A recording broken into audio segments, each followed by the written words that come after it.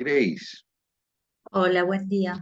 Sabes que me gustaría si podés hablar, creo que es en el seminario 5 de Lacan, que habla del círculo infernal de la demanda, cuando el sujeto no puede leer o no sabe leer la demanda del otro y lo toma como obediencia. vamos a empezar por otra punta. Ustedes tienen un texto basado en una frase de Lacan bastante controversial, que es no hay relación sexual. Bueno, según este concepto de Lacan, hay una disyunción entre el goce y el deseo, como que son dos categorías completamente diferentes. Ustedes ya saben que el goce es siempre mortífero, no puede no existir, hace pareja con la pulsión, que tampoco puede no existir. Y en todo caso, hay muchas maneras de gozar. Y el deseo es una categoría del sujeto basada en una falta, y esa falta tiene que ver con la restricción del goce. Acuérdense de aquella tríada que yo les mandé alguna vez, donde está la ley interna, las pulsiones y el goce, ¿no? La ley es una ley ambivalente porque por un lado dice no goces, está prohibido gozar. ¿Y cómo se entiende esto? Y a partir de un texto tan antiguo como son los mandamientos, ¿no? No esto, no el otro, no el otro, no el otro, no el otro. Pero también hay otra parte de la ley que te manda a gozar, que es el padre sádico, del que siempre hemos hablado, que está en el super yo. Entonces, cuando hablamos de administrar el goce, estamos diciendo satisface la pulsión, pero que sea en la medida en que el yo consciente pueda disfrutar.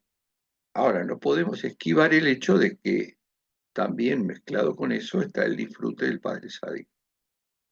Cuando hablamos de la ausencia de relación sexual, Lacan está indicando que en lo que hace a la sexualidad pura, o sea, sexo puro, pese a que hablamos de relaciones sexuales, lo que menos hay allí es una relación. ¿Por qué? Y porque cada uno va a lo suyo. Obviamente que necesita del cuerpo del otro, pero cada uno va a su propio goce. Y en eso no hay un otro, salvo como pretexto para que esto suceda. Ahora hay una tercera categoría, que es la que ablanda esta posición de imposibilidad, que es la categoría del amor. Por eso digo, una cosa es el sexo puro y otra cosa es el sexo en el marco del amor. Y el amor es la base de la demanda. Quiere decir que, en el fondo, toda demanda es de amor. ¿Y en qué consiste una demanda? Es un pedido de algo al otro, pero que siempre esconde en el inconsciente esta necesidad que tenemos del amor del otro. Ahora, esto también está sujeto a defectos y a excesos. Y cuando hablamos de excesos, en términos de demanda, estamos aludiendo a que la condición del amor que sortea, por decirlo de alguna manera, esta disyunción entre deseo y goce, porque ya el otro no es solamente un cuerpo que me sirve a mí para disfrutar, sino que tengo una implicación afectiva. A veces cuando esto no está bien administrado, esa demanda reenvía a la situación del goce. Cuando hay un exceso de demanda y obviamente el otro, el demandado, está sufriendo ese exceso de la demanda, estamos de vuelta en una falsa o en una mala administración del goce, por lo cual empezamos en el sufrimiento. Gustavo, Sí, ¿qué tal? Buen día. Quería saber, una mala administración del goce, ¿cómo se administra? bueno, para eso está el análisis. Como apuntamos al modo en que el sujeto goza y vemos ahí que el sujeto mayoritariamente, o por lo menos para lo que a nosotros nos interesa, goza del sufrimiento por ese mandato que tiene el superyo, los insights que se pueden producir en un análisis a partir de resignificaciones llevan al sujeto, por decirlo de alguna manera, a comprender en qué está implicado en los excesos del goce, en el aspecto mortífero del goce.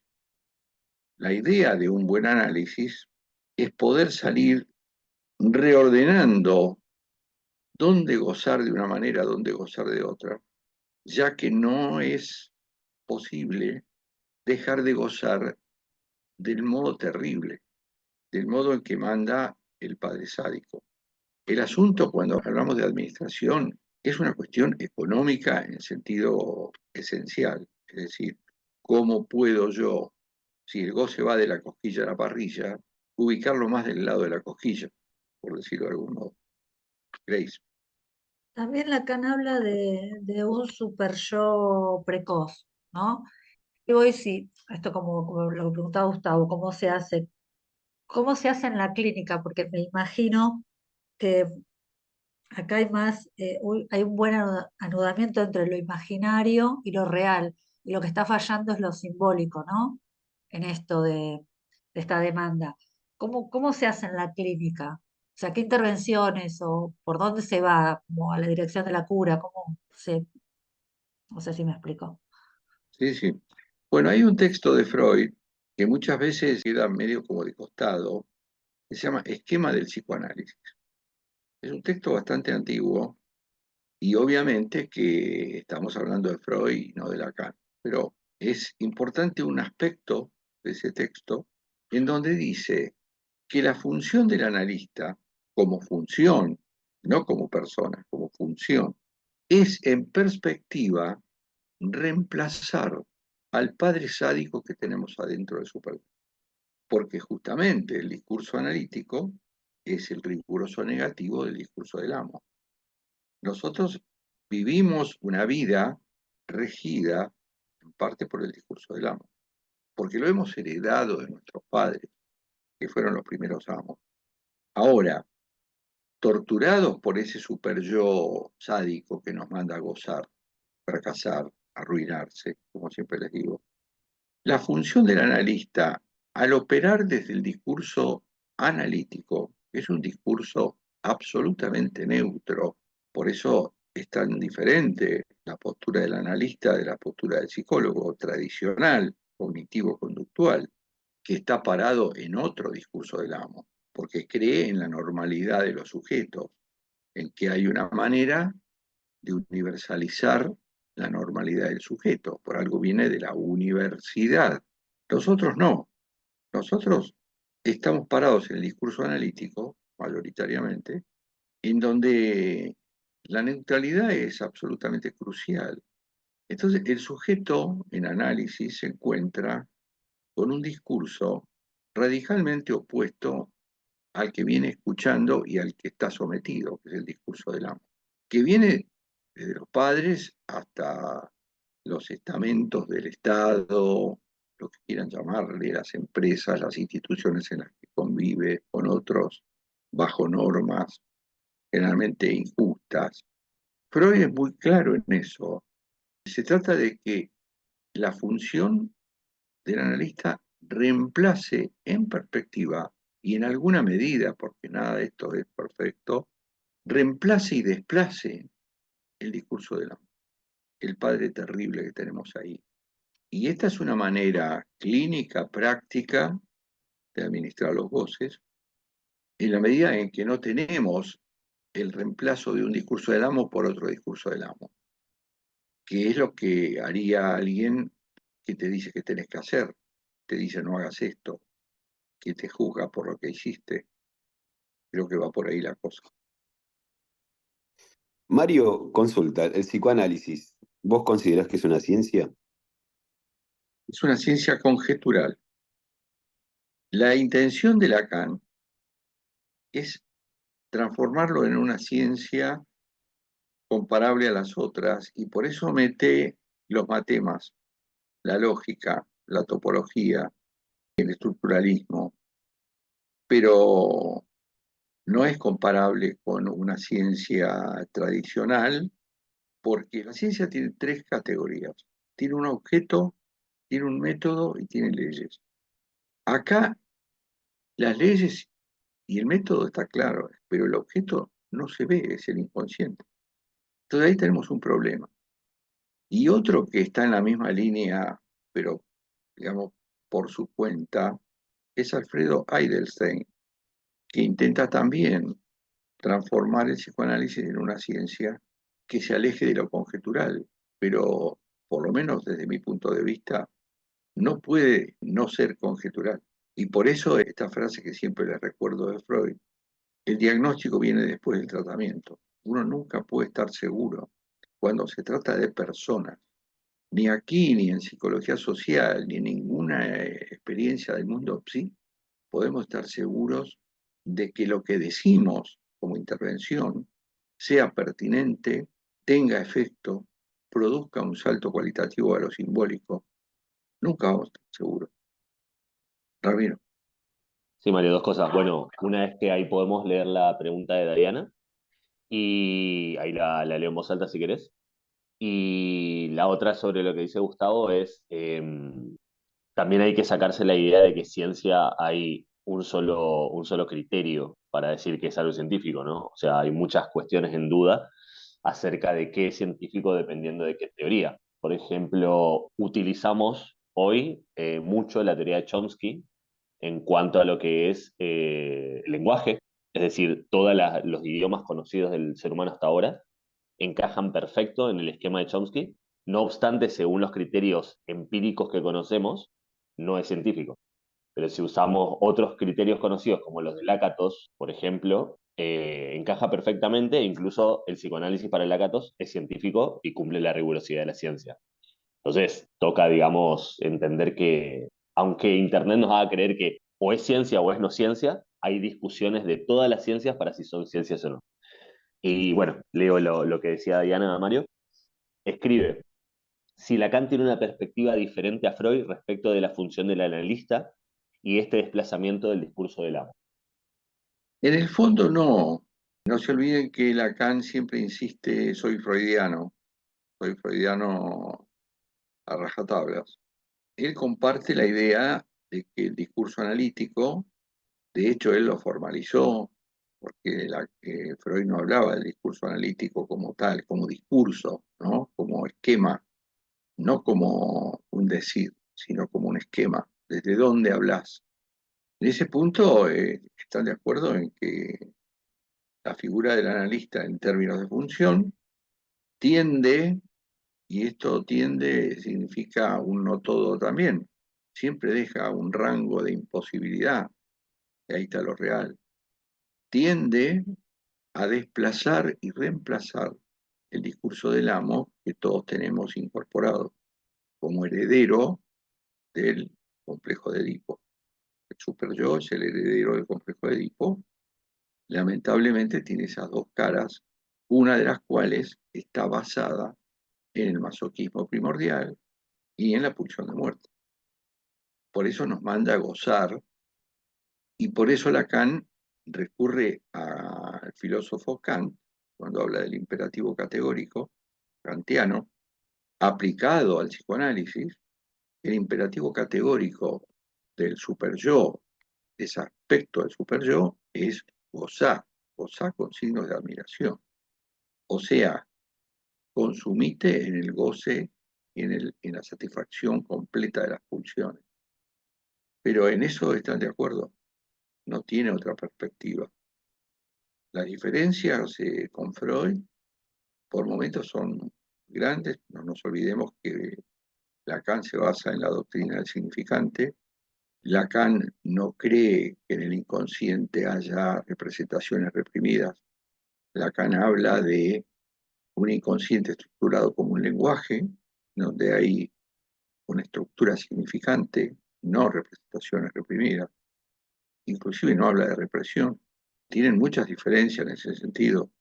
Freud, por ejemplo, cuando habla del sujeto, visto desde una cierta perspectiva, está planteando una especie de psicología de las profundidades, cuando dice hay que bucear en el propio inconsciente.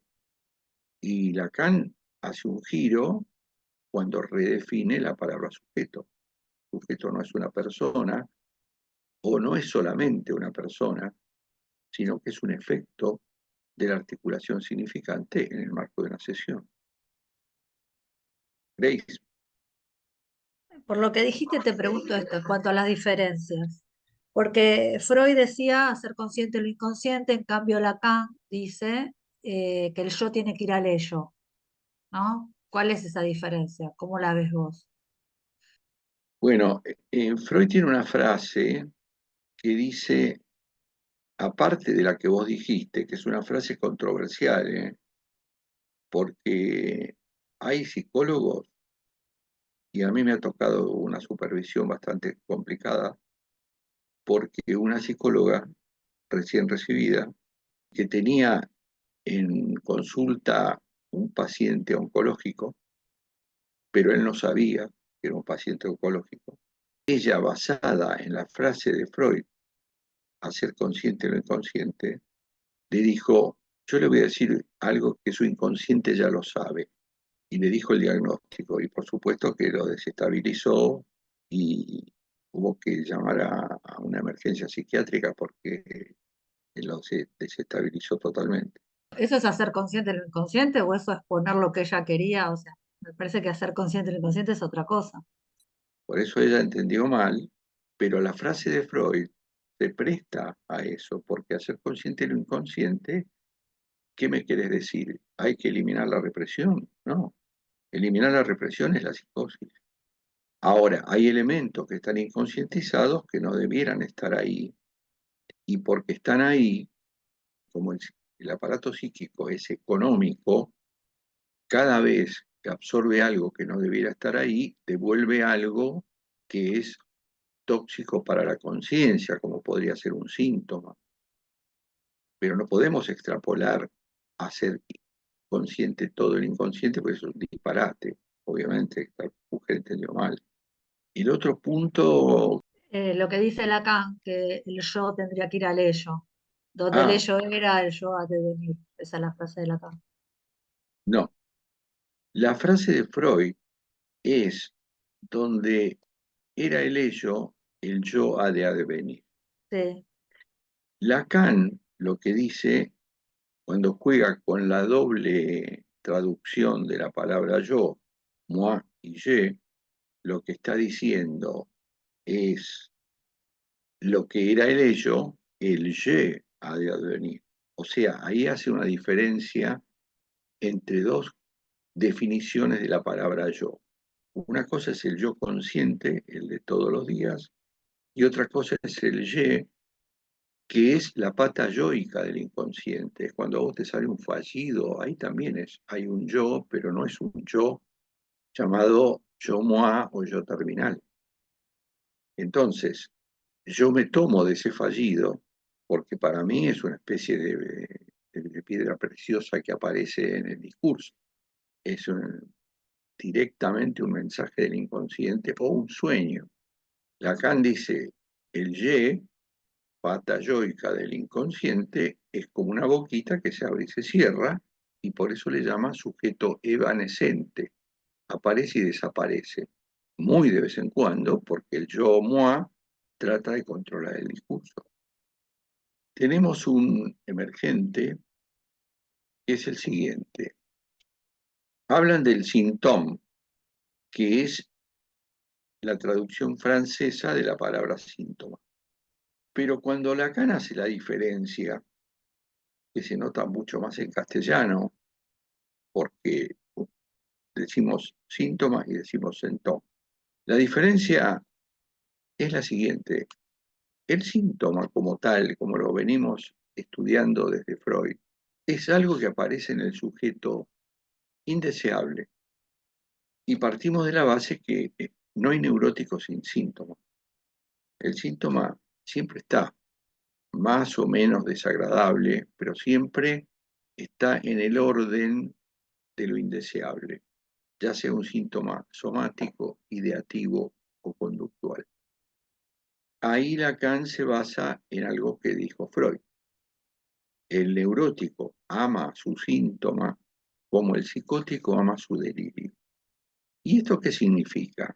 Tomando ahora desde la mirada de Lacan, que a pesar de que el síntoma es algo desagradable en general, sobre todo cuando es egodistónico, o sea, que afecta al yo, que molesta al yo, sin embargo, tiene una contrapartida análoga a las dos caras que tiene el superyo. Digo, es una analogía un poco arbitraria la que estoy haciendo, ¿no? Pero para que ustedes entiendan. El síntoma, llamado symptôme, tomando la expresión francesa, es, dice Lacan, también un partener. ¿Qué es un partener? Es un compañero. O sea, es algo al que el sujeto se aferra, por feo que sea, para mantenerse consistente, para mantenerse sujetado. Saben ustedes que de algún lado viene la palabra sujeto, ¿no? Sujeto está amarrado a un montón de categorías. Por eso siempre les hablo de la Matrix. La primera Matrix es el lenguaje, la estructura del lenguaje.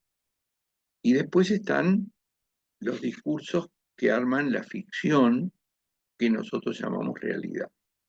Vieron cuando yo les hablo de que nosotros evolucionamos en el marco de una especie de tubo que es una jaula y no podemos salirnos de la jaula. Bueno, y también les he dicho, el psicoanálisis no pretende eliminar la jaula porque sería el fin del sujeto, sino pretende ampliarla para que el sujeto tenga menos malestar. Bueno, el síntoma es ese aspecto del síntoma que, por desagradable que sea, es una referencia, es una especie de palenque al cual agarrarme.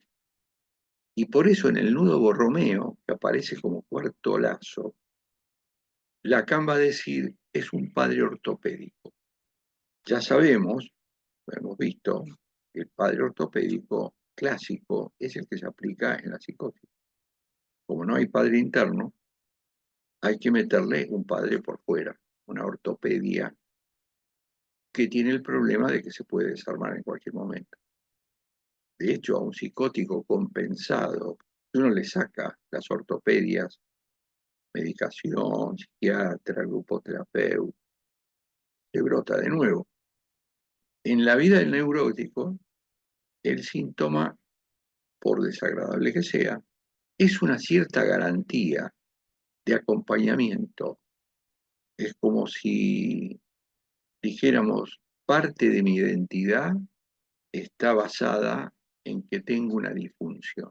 Esa disfunción es indeseable, es desagradable, pero de alguna manera me está definiendo, está contribuyendo a definirme. Por eso hay tanta gente que se sostiene con los más variados pretextos en situaciones espantosas junto al otro, sufriendo la violencia, sufriendo la desvalorización, porque todo tiene su beneficio secundario. Acuérdense de este binario, ¿no? Perjuicio primario, beneficio secundario.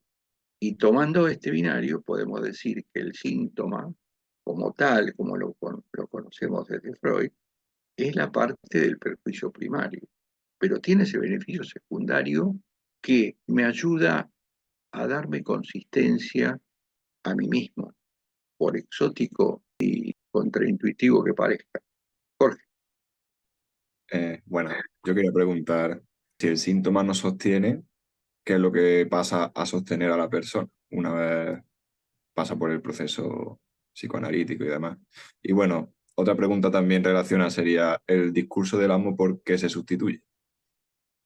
el tema es que nosotros nunca vamos a tener la posibilidad de liberarnos del síntoma. El síntoma es una condición de la neurosis. Lo que pasa es que hay síntomas y síntomas. No es lo mismo un síntoma que por vía de lo más terrible del goce te lleve a la muerte, o a la enfermedad, o la patología, como quieran llamarle, que el síntoma del que estamos hablando, a través de un proceso analítico, se puede transformar, morigerar, sobrellevar en la vida cotidiana, porque es un hecho de estructura. No podemos vivir sin síntomas. Es como decir, ¿podemos comunicarnos sin malentendido? No, es un hecho de estructura. El malentendido básico está en toda comunicación. El síntoma también está. Entonces, la movida psicoanalítica es operar transformaciones en ese síntoma, en todo caso para que sea más llevadero, para que se transforme en otra cosa, pero siempre va a estar. Por otra parte, nunca, por más analizados que estemos, vamos a dejar de estar sometidos a algún discurso del amo. Nunca. Por ejemplo, acá, ahora, nosotros estamos sometidos a un discurso del amo. ¿Quiénes son los amos? Y los amos son Freud y Lacan, por lo menos, en cuya palabra tenemos que creer. Guido, Quedé pensando en el síntoma, si la neurosis también lo usa como un placebo al síntoma. placebo. No sé si vienen por ese lado, porque placebo es algo a lo que yo le atribuyo un poder que en el fondo no lo tiene. Por eso cuando se hacen experimentos científicos sobre una droga nueva, hay un experimento en donde la mitad de los participantes consumen la droga que supuestamente cura algo y la otra mitad consume placebo, que es una sustancia que no tiene ninguna droga. Y se ha comprobado que hay un efecto placebo en donde vos consumís algo que no tiene nada, pero como crees que tiene, finalmente terminas curado. Ahora, no sé si aplica, me permito la duda, no sé si aplica como concepto al síntoma, porque el síntoma es un existente, no es que es la nada misma que viene a suplir otra cosa, no, el síntoma existe, lo sufrís y paralelamente te aferrás a él en alguna medida, te ayuda a construir consistencia. Grace, Me quedé pensando en algo que dijiste. Estamos siempre en el discurso del amo, cuando, por ejemplo, con Lacan o con Freud, y vuelvo a lo que dije al principio, si estamos en un discurso del amo, volvemos a este círculo infernal de la demanda. Dijiste, no, también dijiste, no estamos seguros de nada, y la seguridad está en algún lugar. no, sí está en un lugar, la muerte es segura. Pero hablo del discurso. En el discurso no hay seguridad de nada, no hay garantías, el discurso conlleva verdades y mentiras, falsedades, distorsiones, pero el analista tiene que ir más allá de eso. A mí no, por eso siempre les digo, a mí no me importa que me mientan en análisis, a mí me importa pesquisar en esa mentira, en ese discurso, algún significante que me permita hacer una intervención. Entonces, qué línea finita la del analista, no caer en esto, ¿no? En la seguridad de Lacan y repetir lo de Lacan y caer en esta demanda infernal, creer que el otro tiene la razón, la verdad. La verdad está forcluida, ¿veis? La verdad es patrimonio de lo real. Nosotros podemos acceder a verdades personales que llamamos realidad, que son cambiantes, porque la realidad, que es una construcción ficcional de cada uno, cambia constantemente de acuerdo a las circunstancias. Yo puedo cambiar de punto de vista, puedo resignificar, puedo transformar una historia del pasado terrorífica en otra que no lo es, o viceversa. Por lo tanto, cuando yo les digo no hay garantías, no hay garantías. Freud dijo, hay tres cosas. Una primera certidumbre es que en el aquí y ahora está pasando esto. Esto es certero. Pero el aquí y ahora es fugaz, ya pasó. Siempre estamos en un aquí y ahora que es certero. Segunda certidumbre es la muerte. Tercera certidumbre es la relación madre-hijo en el momento del nacimiento. Por eso Freud dijo, la madre es certísima, el padre es incierto. Por eso el padre lo único que pone es un nombre, porque no se sabe si es el padre. Bueno, después vinieron los estudios genéticos y demás que pueden certificar quién es el padre de la criatura, pero siempre hay un margen de duda, sobre todo cuando nadie recurre a ningún estudio genético, siempre hay un margen de duda de quién es el padre, pero de la madre hay certeza absoluta porque está saliendo de su vientre. Por eso Freud dice esto, ¿no? La madre es certísima, el padre es incierto. Primero digo que qué lío que hace el padre poniendo un nombre, pero eh, después lo que decía, vos decías, la realidad se cambia.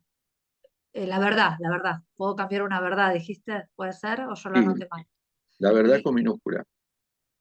está bien. La verdad con minúscula es la tuya, porque vos podés recordar, por ejemplo, y cargar con un trauma infantil que no es traumático mientras vos no hagas un insight y una resignificación de lo que realmente sucedió en el marco de la escena traumática. Porque vos podés estar 30 años pensando que fue una escena más de la infancia, hasta que te das cuenta que fue otra cosa. Y es muy común esto en los casos de abuso sexual. Claudia. Mi pregunta, bueno, mucho no tiene que ver, pero sí tiene que ver, que es el tema de la frase, ¿no? De Lacan, o bueno, que yo leí el texto que a veces lo entiendo y a veces no lo entiendo, que es cuando él dice que el inconsciente está estructurado como un lenguaje. Sí, Y Freud, digamos, o sea, el inconsciente, nadie le puede tomar una fotografía ni una resonancia, pero se lo conoce por, digamos, cuando uno habla, cuando uno tiene un síntoma, digamos, tiene diferentes manifestaciones a través de los sueños. Entonces, yo mucho no lo entiendo, siempre me queda ahí como un hueco que es como un lenguaje, digamos.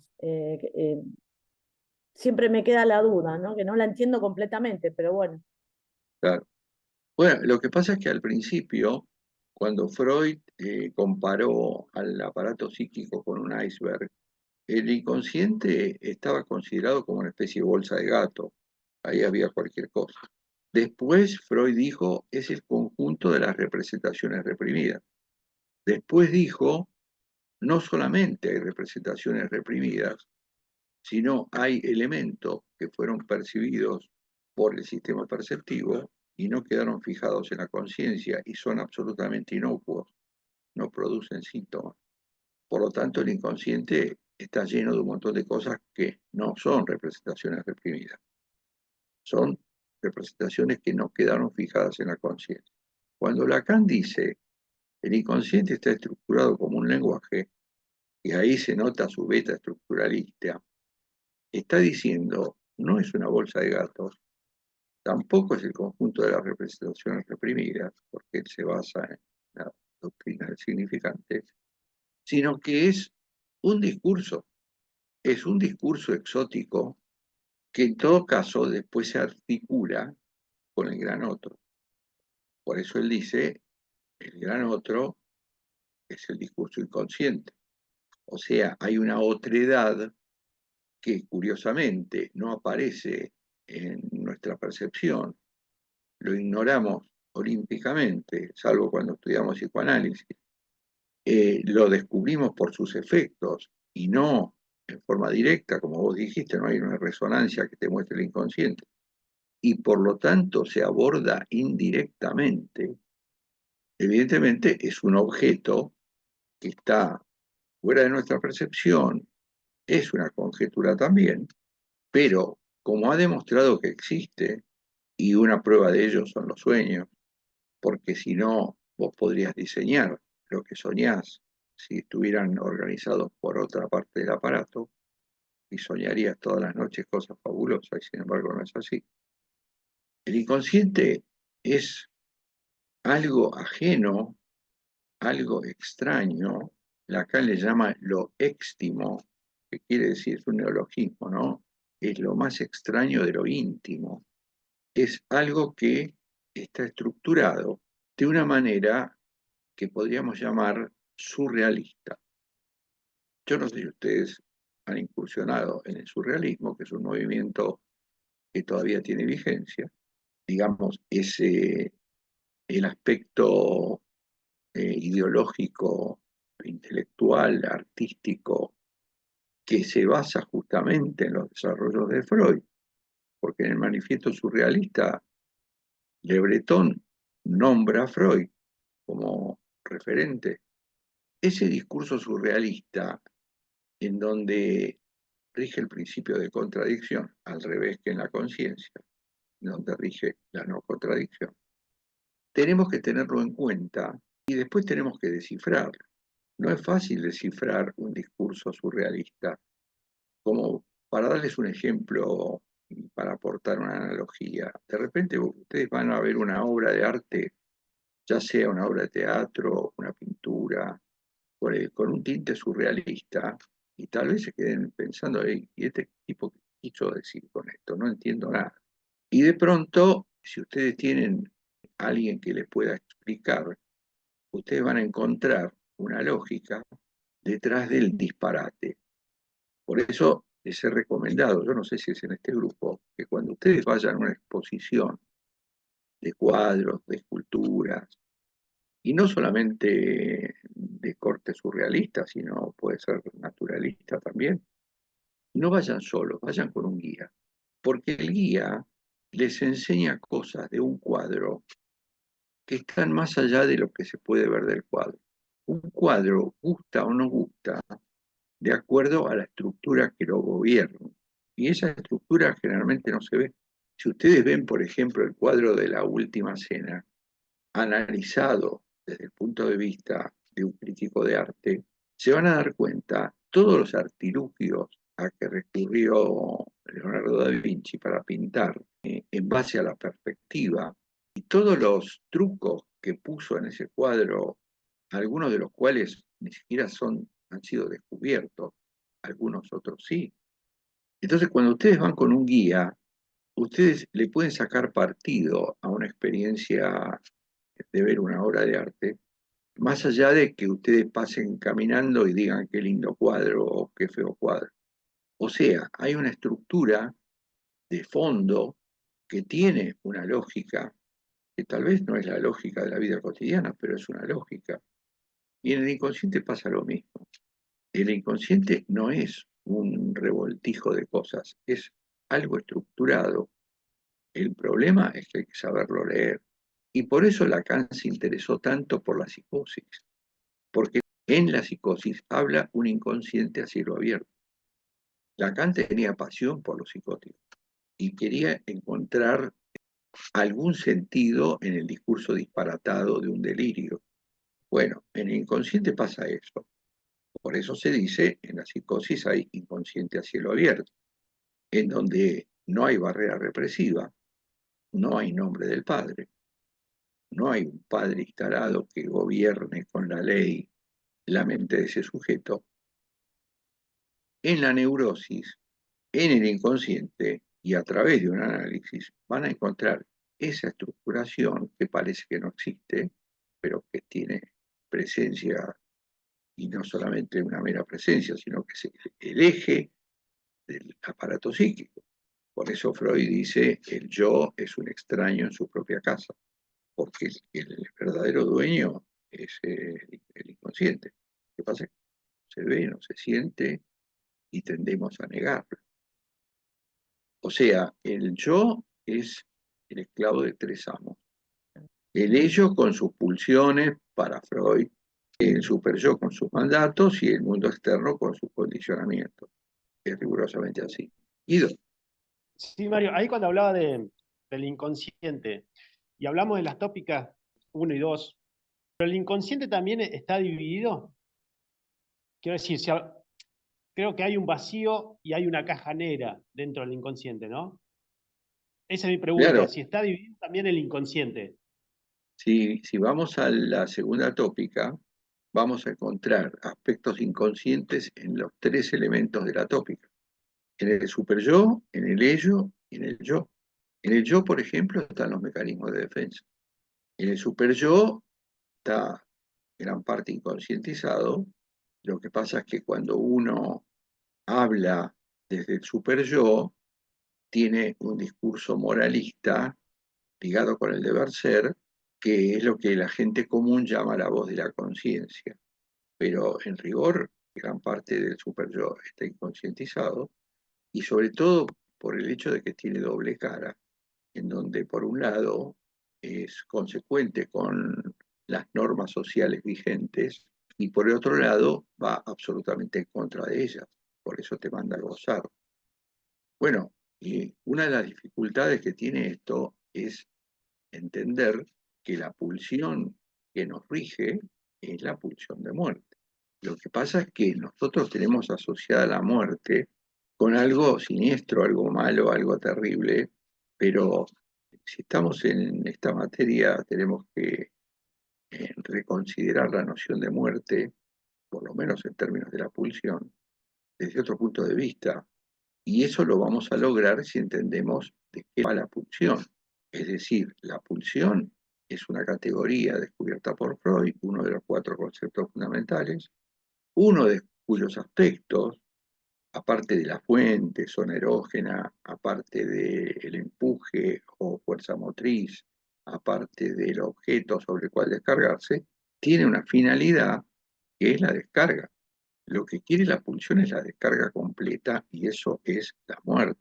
Ahora, lo que Freud llama pulsión de vida son los rebusques del sujeto para retrasar la muerte, la descarga completa, a través de descargas parciales que en ciertos aspectos son funcionales al disfrute del yo, pero en otros aspectos son funcionales al disfrute del padre sádico. Bueno, gente, nos vemos la próxima. Chao a Bueno, todos. Gracias, chao. Mario.